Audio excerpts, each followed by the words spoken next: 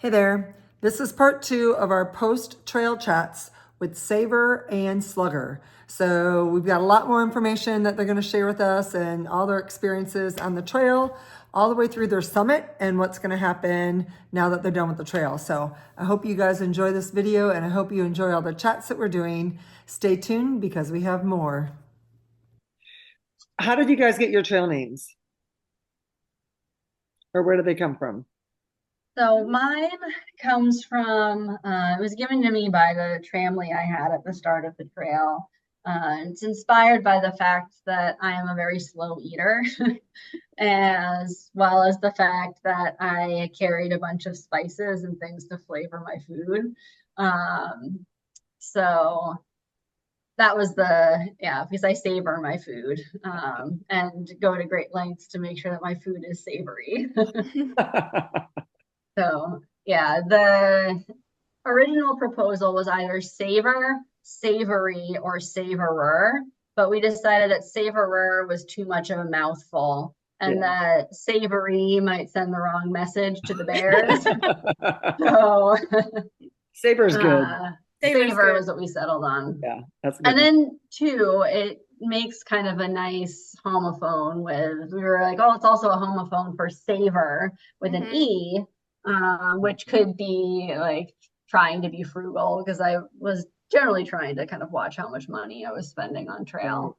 And the fact that I had past like wilderness first aid and EMT experience and that I'm a veterinarian. Right. So we're like, oh, it kind of has all like multiple meanings potentially. Yep. And then Savor did I actually think in Solar, there was some like local newspaper that Solar that like ran a story about our rescue with Solar. And I can send you the link for it. He sent it to me at some point. But they at one point misprinted my name as Savior instead of Savor. That's what I thought it was at the very beginning. And I got corrected, but that's what I thought it was. Savior. Yep. It works. Actually, dying. One of my like best friends from the trail, like from my original family, still occasionally will call me Savior instead of Savor. Yeah. And Slugger? Yeah. So started the trail in April, so just as baseball season started to kick off, and baseball is my favorite sport. I played softball growing up. So I try to talk to people about baseball, like, oh, you follow any teams? You watch baseball? Everybody said no. Always disappointed. I wanted to talk baseball so bad at the beginning of the trail. I'd hoped there was somebody out there missing the season as much as I was at the time. Right. And I got my trail name at Standing Indian Shelter. I was with Bear Bait and our friend Hurricane, and we were tossing our bear bags, our bear lines, and I got mine on the first try. I have a decent arm, not as good as it once was, but still pretty good. And I got it on the first try. Nobody even saw, and I was always super proud of throwing a good bear line. And I got back to like the shelter area, and I was like, guys, you missed it. I got the bear bag, the bear throw on my first try, and it was such a good throw. It was a perfect spot. And I think Bear Bait, she had said, well, that's like a cheat code for you. It doesn't even really count. And I was like, yeah, just a slugger, I guess. What can I say? And she was like, that's your trail name right there, is Slugger. Do you know if Bear Bait made it? She did not. She got off trail shortly after Harper's Ferry. Okay. Yeah, she just wasn't having as much fun as she wanted to have. So yeah, I was curious. She started right around the same time I did, and so we were at the very beginning around each other. And she was hiking with another lady, another girl, because she's pretty young. They were from Florida. Oh, this must be a different. So Bear Bait, when she started the trail, her trail name was Swapper. Oh, okay. Was she really tall? Yes, very tall. Dark hair? Dirty blonde. Okay, maybe it was a different one. She did the Colorado Trail, and she was notorious for changing her gear out on the whole trail. So she went by Swapper. But then she switched to Bear Bait because she had gotten her food ravaged by bears 3 different times on the trail. Okay, The yeah. first time was at Standing Indian, even though we had perfect hangs. What'd they name him? Oscar, I think, the bear in that area. They had Um, warnings that, they uh, did. and it was known But all over the trail that that was there not were warnings probably a good place everywhere to and stay. far out, but me and Swapper at the time and Hurricane were like, surely those hikers aren't doing proper PCT hangs. But no, they definitely were. Like the bear, he just had him figured out. And Right, Hurricane saw him at night. He saw the bear stumbling around camp, and right. Hurricane said that was the biggest bear I'd ever seen in my life. Wow. So then Yeah. she had gotten her bear can knocked around because she switched to a bear can Right. after the incident at Standing Indian. Got her bear can knocked around. So then she went to an Ursac. But then I think she accidentally left her Ursac in a hostile washer or dryer. So then she went back Gosh. to a bear bag Yeah. after Those things that. aren't cheap either. Yep, no kidding. Wow. Well, what about you like your favorite, what were your go-to meals? And did you have any favorite snacks? I did. My favorite Go-to meal was was like, definitely buffalo chicken mac and cheese. I liked the Mountain House version, the dehydrated meal, but then, those are expensive and those are bulky, so I started just buying the little bowls of the microwavable Easy Mac, mhm. and then some buffalo chicken creations, or sometimes I would just go without the chicken and triple up on mac and cheese and put hot sauce in it. That was always my favorite. And the buffalo chicken in the packets was good. I was Hmm. always afraid to try the flavored stuff like that. Yeah, oh yeah, yeah, it was good. Not as good as the barbecue pulled pork from Walmart. They're great value, That's but good. the Star-Kissed buffalo chicken was good. Yeah. Okay. What about you, Um, Savor? Yeah, I probably one of my main go-tos was to make peanut butter noodles. If I could in town find little packets of soy sauce, I would grab a couple of those. And then kind of with hot water, or honestly, I think at some point I was able to do it with cold water too.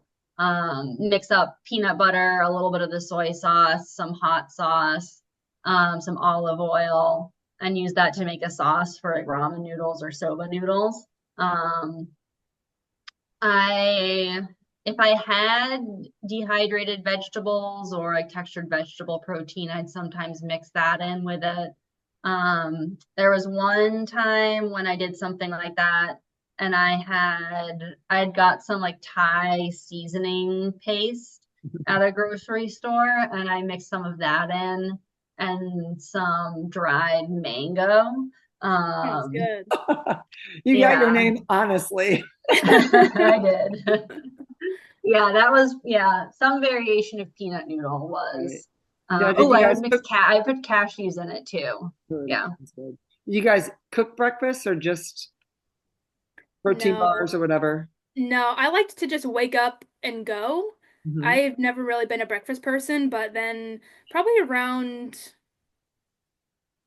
maybe somewhere in like Southern Virginia, um, I started to like be hungry early in the morning. So I would just do bars. I think by far my favorite were the Belvita breakfast crackers. Those are so good. I never got sick of them. Once I started eating them, I had them all the way to Maine if I could.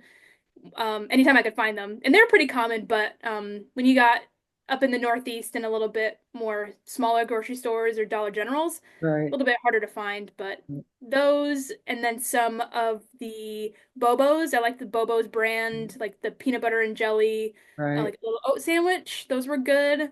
I tried to have 700 or more calories in bars, and normally that was like maybe 3 or 4 different bars Right. for breakfast.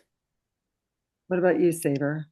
Yeah, I started out doing oatmeal for breakfast and I would boil water for it. And if I had it, I would often mix in dried fruit and nuts.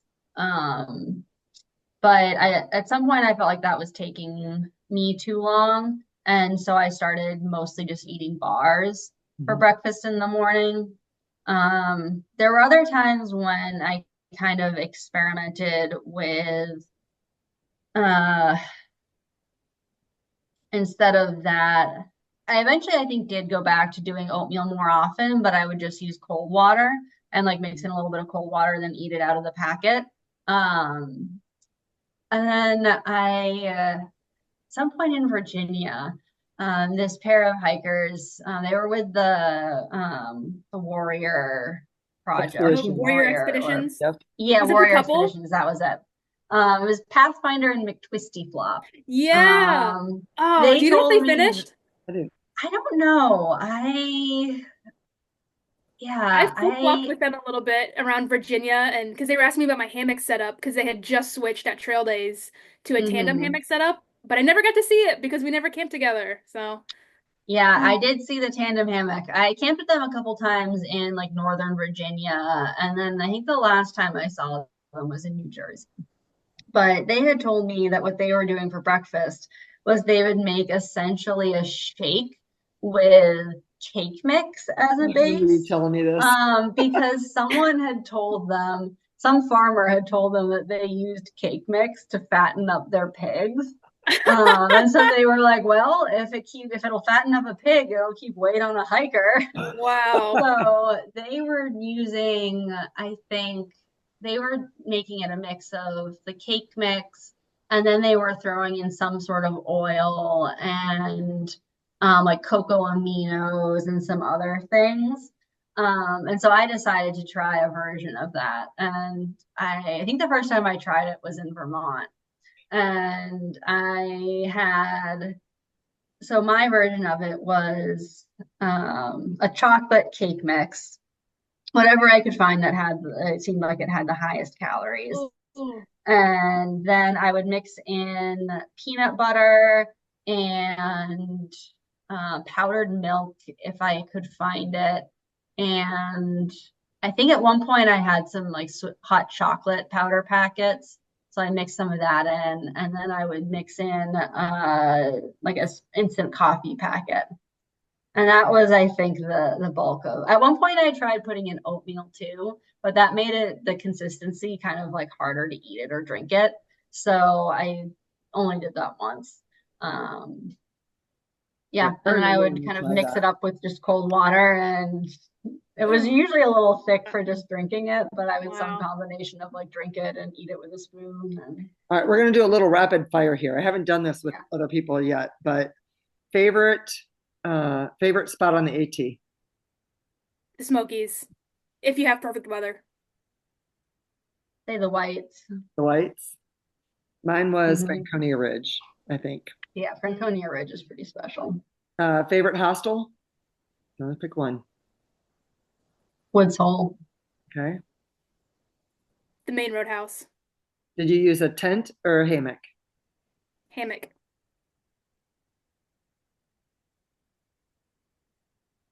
Saber? Savor. Oh, dinner hammock. Sorry, I was spacing out. Tent. Tent. Favorite town food? Pizza. Hmm. Indian food, and anytime I could get Indian food, I would do it. All right. Second favorite, Thai food. If we're talking specific favorite trail restaurant, though, it definitely goes to Ming's Chinese Buffet in Waynesboro, Virginia. Okay. 10 out of 10. That place was fantastic. Went there That I with, was didn't good. get there, but ooh, future hikers that are paying attention to that need to take a note of that. save your Yeah. Chinese buffet for Ming's. Don't do a buffet before Ming's. Let that. Favorite trail town? Ooh.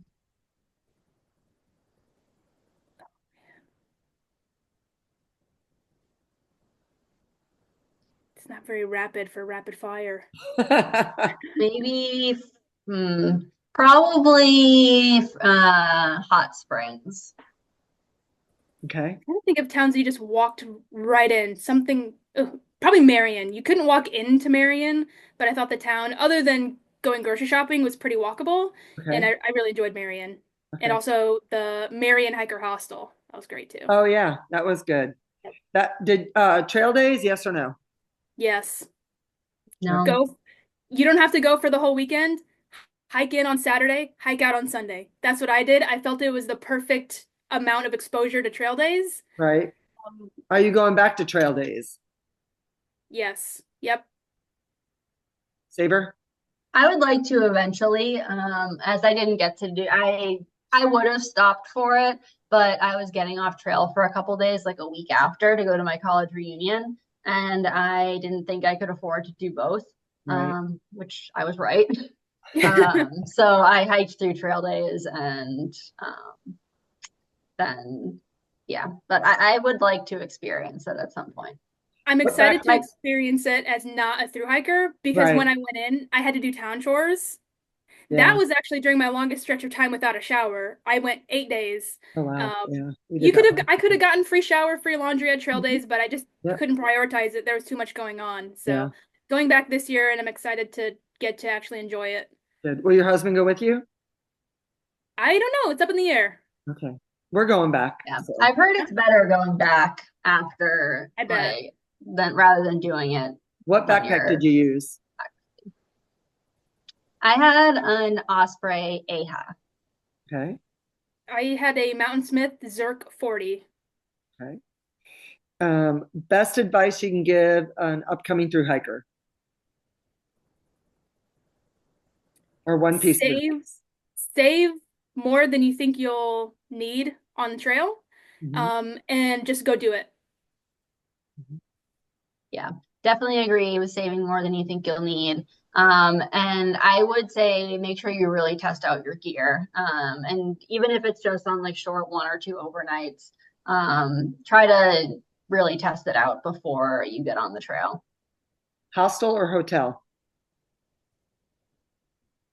Hostel, the amenities, it's Yeah, hard to beat. You can't get loaner clothes at a hotel. That's true. yeah. If you have the option, hostel. Mm. Any point in the trail did you feel like you didn't want to continue? And if you did, how did you deal with that? Yeah. So I didn't have a great start to the trail. I hiked my first full day to Stover Creek Shelter from the Arches at Amicalola Falls. And then on day two, I only hiked maybe 8 mile, no, less than that. To Hawk Mountain Shelter, maybe it was 5. Um, and my stuff was wet and it was really cold and it wasn't drying out at Hawk Mountain Shelter. So me and a couple other hikers decided to get a shuttle into Blairsville.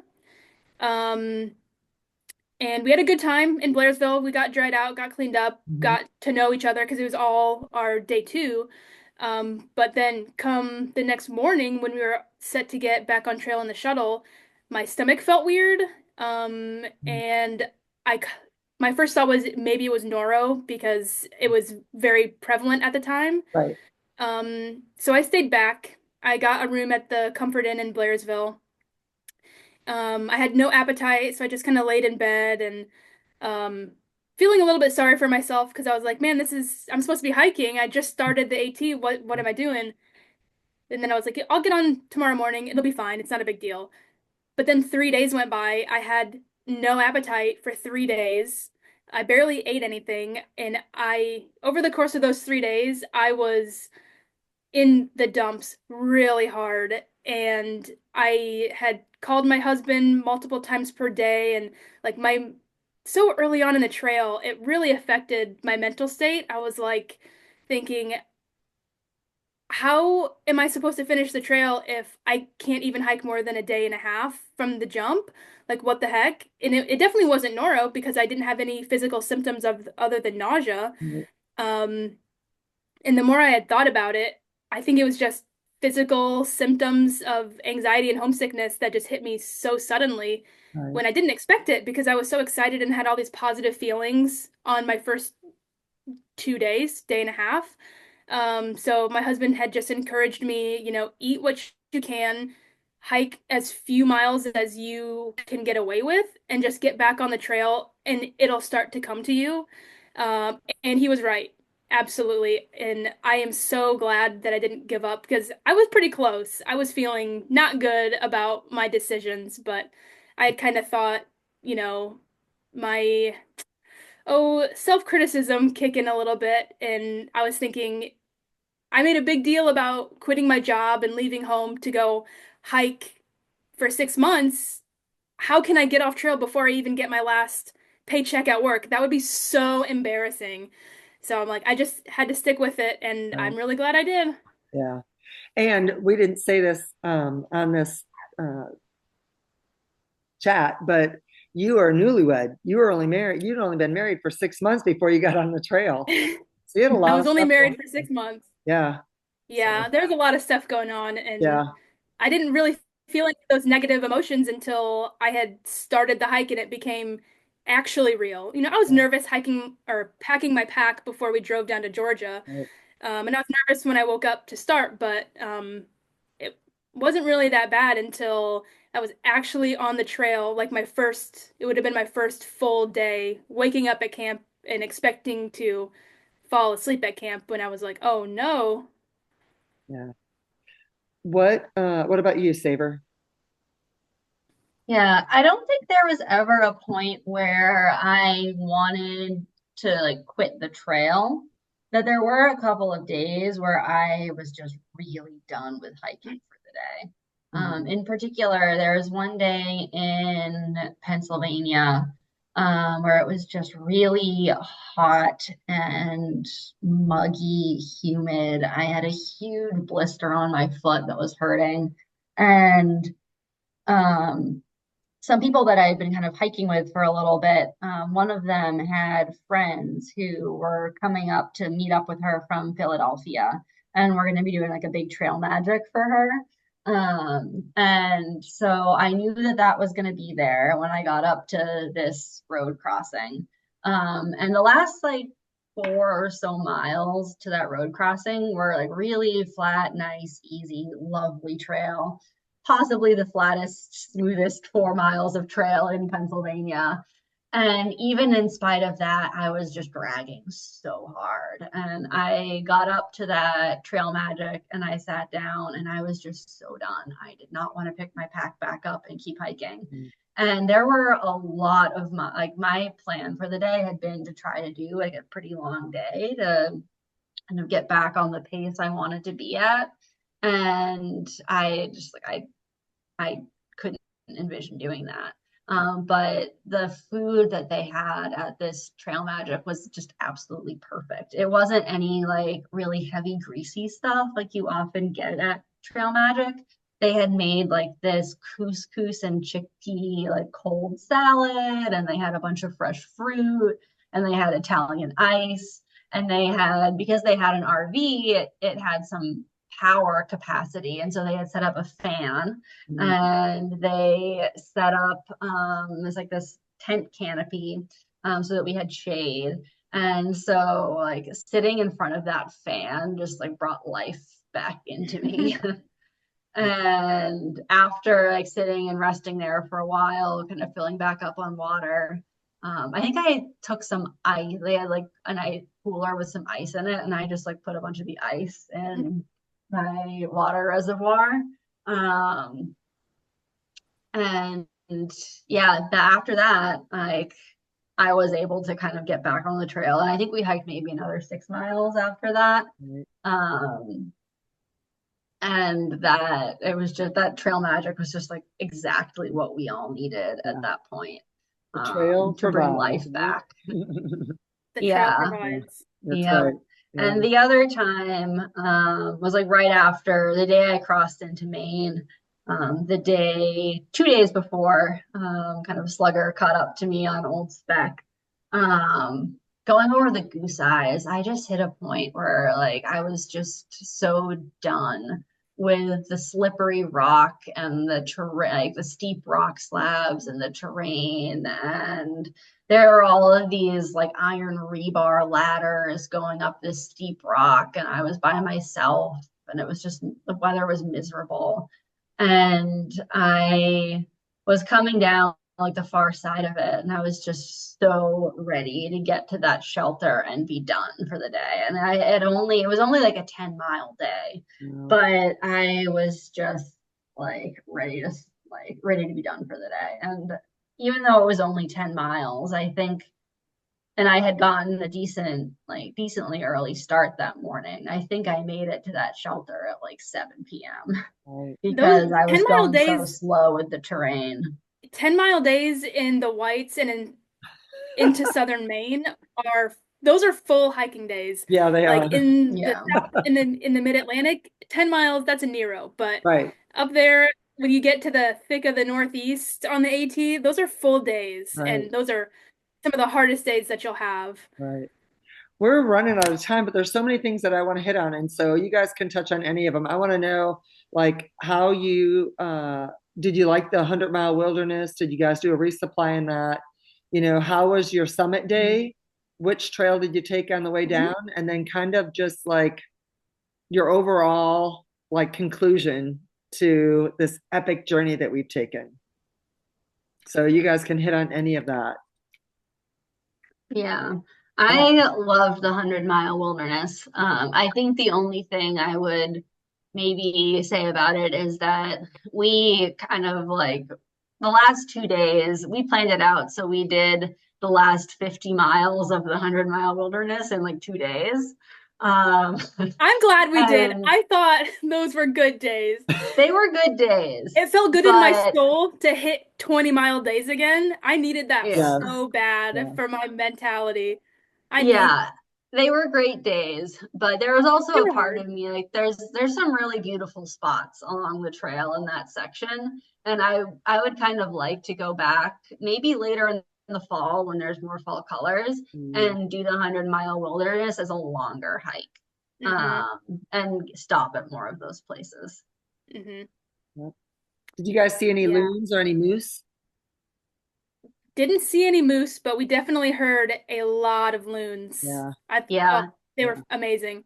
Did you yeah, guys do a food same. Did drop? not see any moose. Heard a ton of loons. I saw a couple loons as well. Oh, Yeah, nice. we did too.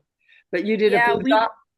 the Good. three of us, me and Savor and Pierre, did the food drop from Shaw's. Right. Poor Mhm. Pierre, he did not he did not plan enough food.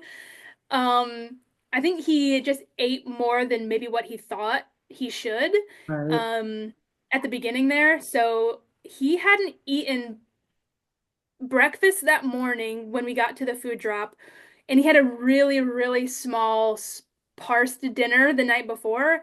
That poor man was so freaking hungry.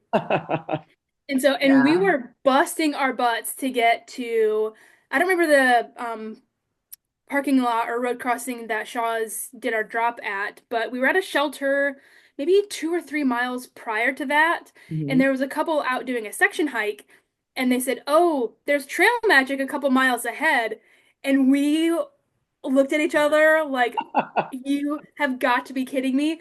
Because trail magic in once you hit Vermont, it was Mhm. very, very rare. Right. And so to know that we were gonna get to our mail drop early, like we were hours early, because he and I were both early starters in the morning. Mhm. So we had got to the shelter. We were gonna take a little bit longer of a break there because we were so far ahead of schedule, but they Right. said there was trail magic. So I said, Pierre, we have 10 minutes at this shelter, and then we are hauling it to get to the food drop location. And sure enough, I mean, and it was nice because it was flat the whole way, so we were able Right. to go like 4 miles per hour. We put in That's a pretty good pace fast. there. Yeah. And we got there, and oh my gosh, that might have been the best on-trail like hiker feed that I had ever gotten. Wow. They had so much food there. They had a fire going. They had tons of lawn chairs around. The people were so nice. And since he and I got there, so we were there for like 2 hours before Yeah. our food drop got there. Um, and then our food drop got there. Savor was there. We hung out for maybe another 30 minutes before we decided to get back on trail. Mhm. Um, and then I think we did a little bit of a night hike that day. Yeah, we did. We probably had like a last like 30 minutes to an hour. I think we're in Mhm. the dark.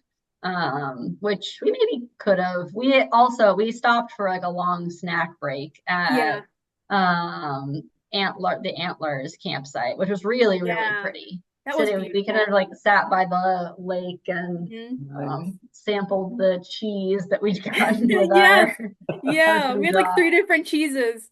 Yeah. We had Trail Magic Um, where Shaw's dropped off the food drop too. Yeah, I think the people there said that they do it a few times a year during like the Yeah. where the bubble Yeah, I don't is think it for was the same ones you guys did because this person oh. set it up for the Warrior Expedition for zippers. Oh, okay. He was coming Yeah, through and he had reached nice. out to them.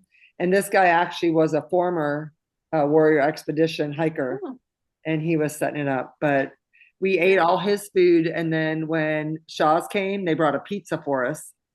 And we ate the pizza. And then, Oh, we asked them to be we there for asked. us, and they said They they said couldn't. no. really?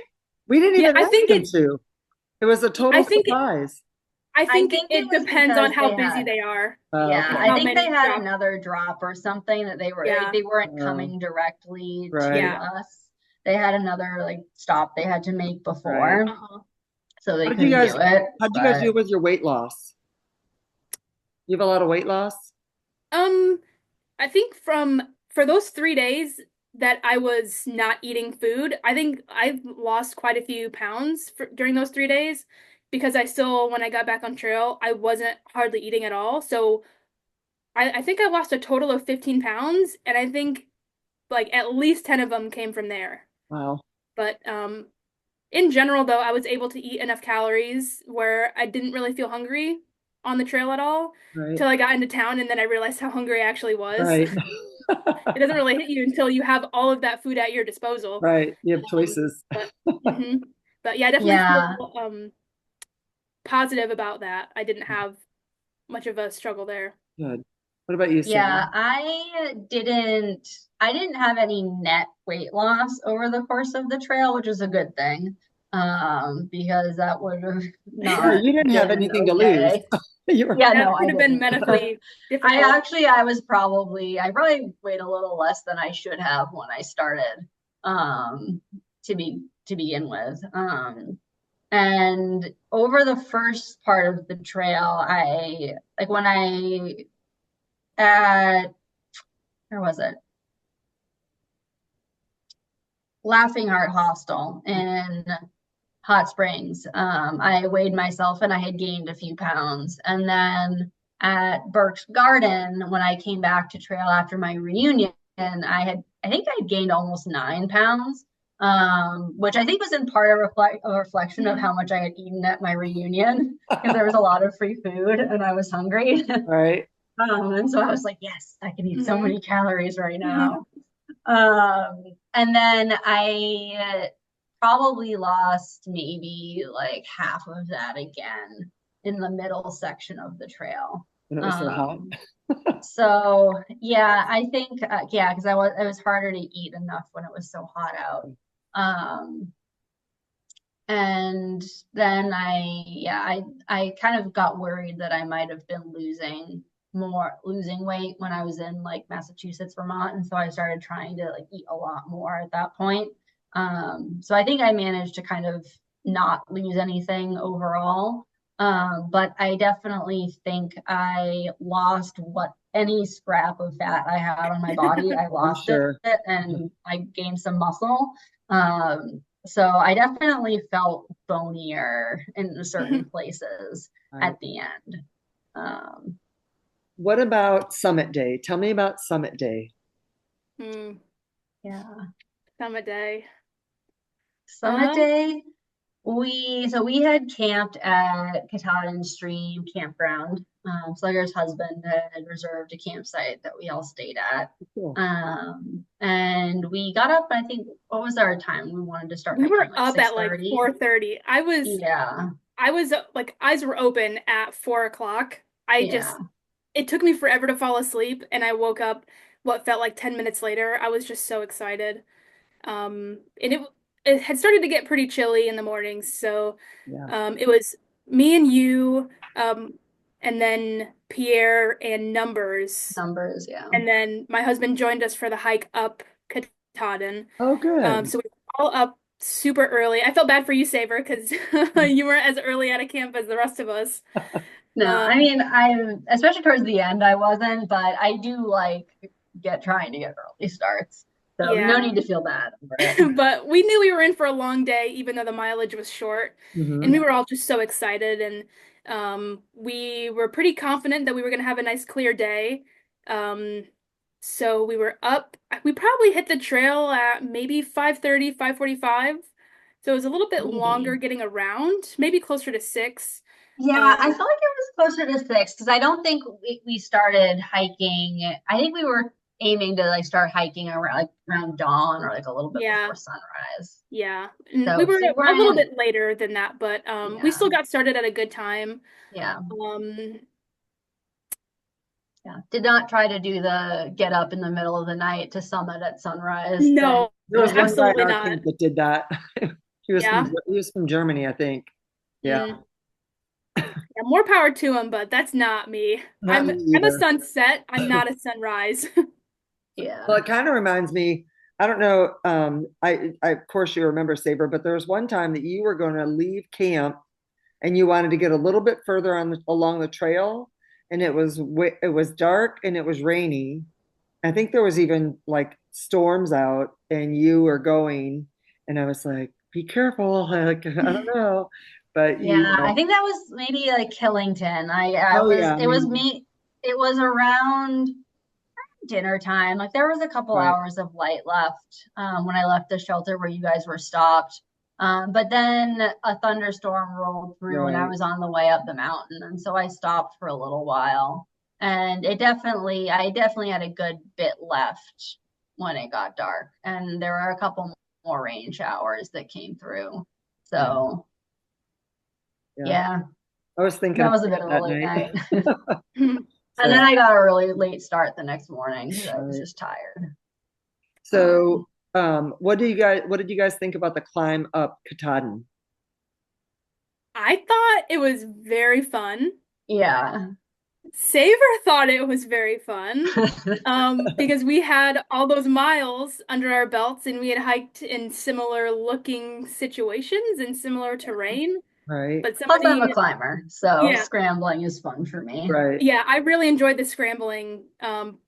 This little sections of trail that involved scrambling. Those were definitely my favorites. So you enjoyed Mahusik Notch, I loved Mahusik Notch. I had so much fun. And it was, I think maybe the day after rain. So it wasn't super wet, but it also wasn't really sunny. So it was like nice, moderate weather. right? Oh, I love Mahusik We Notch. went through it in the rain. Yeah, that would have been a little scary. I mean, It some was parts even still for me really were cool. slippery, but Yeah, yeah. yeah. Saw a lot of water bottles in the crevices, lost to the void. Yep. But Yeah. So it was yeah, beautiful for you guys. The weather was good for you guys going up Yeah, Katahdin. we had great Yeah, it was weather, gorgeous. views the whole time. I felt bad for my husband Aaron because Saber and I were like, "Look at that view, it's so pretty. Look at that, we're above the birds. Oh my gosh!" And he was just like, "Can we get a move on?" I could tell in his brain. He was like, "Can we get a move on?" But bless him, he was very patient. He didn't say anything in the moment. He let us have our summit day as Right. we wanted it to happen. And it was when we were back down and then um on the flat trail in the wooded area where he was like, "That was so scary." And I was Did you like, "You go know down what? AWOL? Yeah, we did." Yeah, we Oh went yeah. down Like That first AWOL. part was pretty numbers is sketchy. recommendation. Yeah. Yeah, so we were gonna go back down the AT, but as we were climbing up some of those sections, we were like, how are we supposed to climb back down? Right. Because Saber and I weren't tall enough for some of those to make it for an easy descent. Right. Yeah. But then we had reached numbers. He got to the summit before us, and he's from Maine and had hiked all the trails up and down Katahdin before. And Right. he said, "Go down to A-Ball. It's a little bit sketchier for the first bit, but you're Right. not gonna have to jump down like you would if you Right. took the AT." So Yeah. he was definitely right. It was a little sketchy at the beginning, but we Yeah. made it. Yeah. It Yeah, definitely definitely. is a It's hill. like it's steeper for a good section of it, but the boulders are smaller. Right. And he was right. Yeah. But You can it is definitely because it's so steep, you can really see like the way that yeah. scar just like goes down. Mhm. And I think that was a little bit psychologically tough. Yeah. Right. So tell me when So you got to the Katahdin sign, like what was going through your head? Was it an emotional moment? Like, how did you guys process that?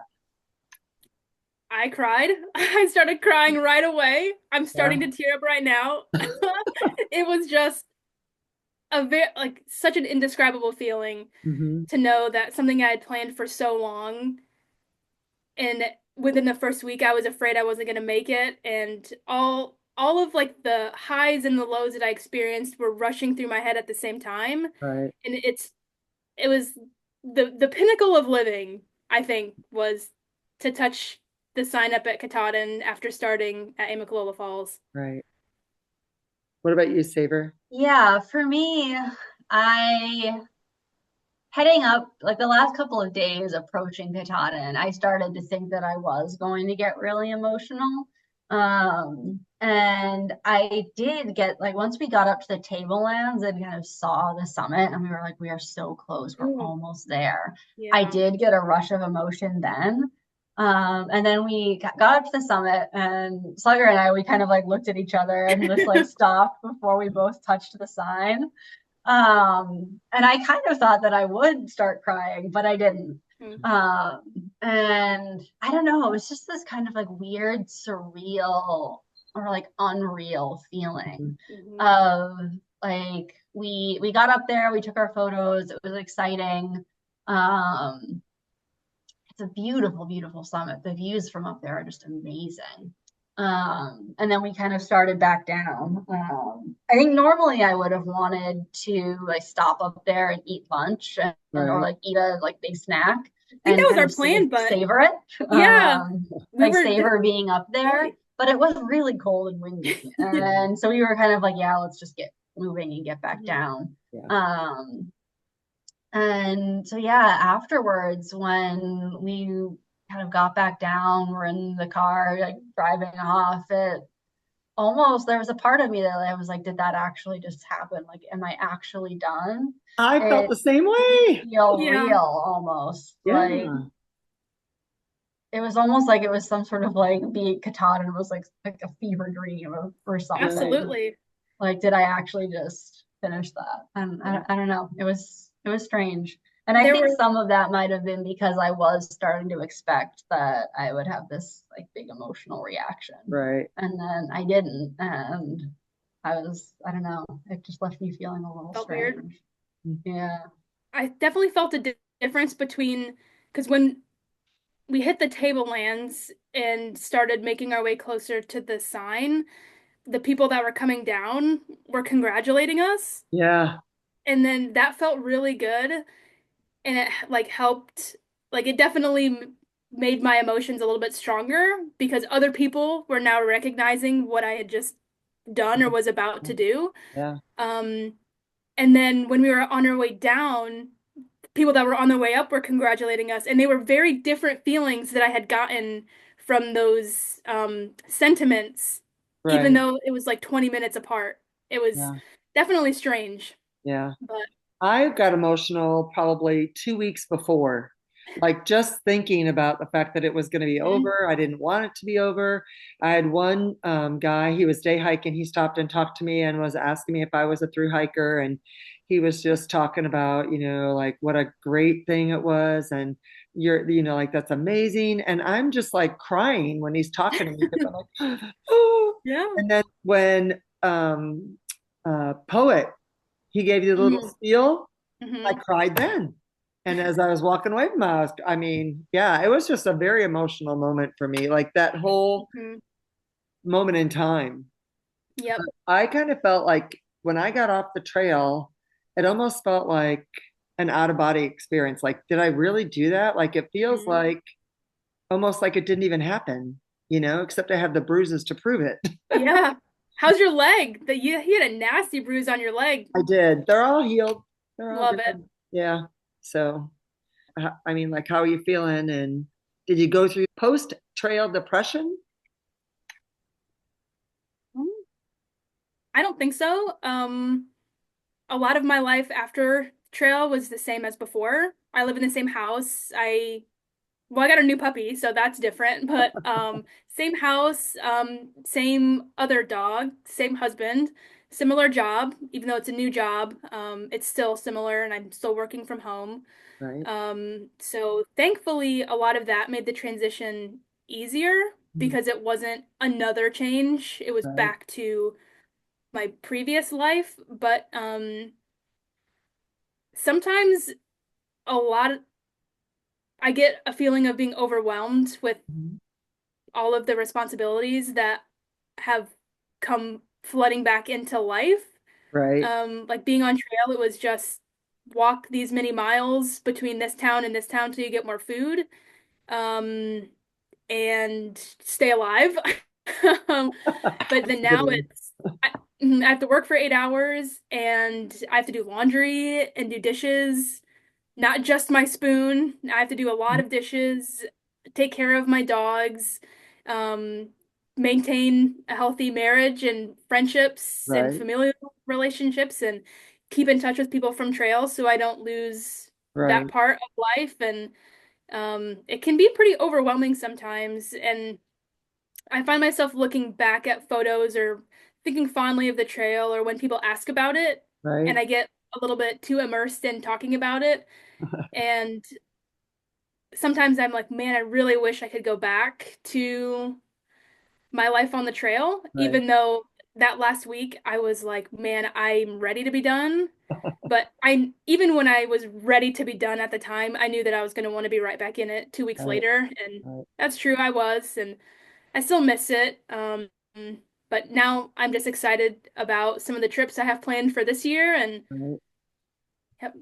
Good. We're going to close with that after Saber lets us know how you dealt with the because you had tell us like is Yeah, so understand the I trail you took afterwards. finished the AT and then had like a week to kind of pack up all of my things that were at my parents' house and move across the country to start a PhD Mhm. program.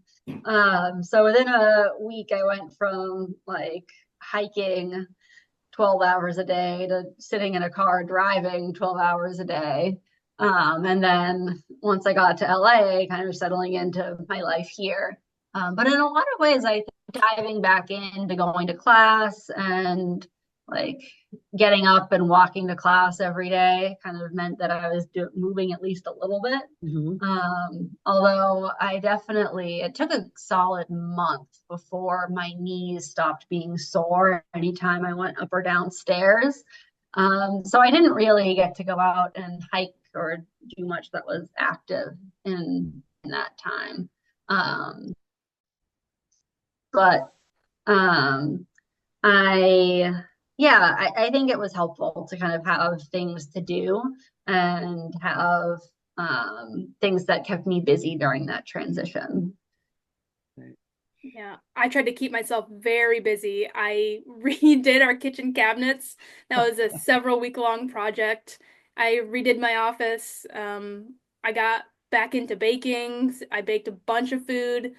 Um, I think trying to keep yourself busy when you first get back Right. is a key component to keeping your spirits up. Right. Just go from one thing right into another. And it doesn't even have to be a big change or a big task, just something to keep your mind kind of away from the trail, but also on it at the same time. I don't Right. know, it's kind of hard to explain. It's a tricky balance um to accept that the your trail experience is over, but to know that you can still look back on it and be happy and Right. have good memories from it. It's important to not get sucked into it, I think, and just wish you were back on trail 24/7. Right. Have stuff to look forward to when you get Right. back. Yeah. That definitely helps with the transition.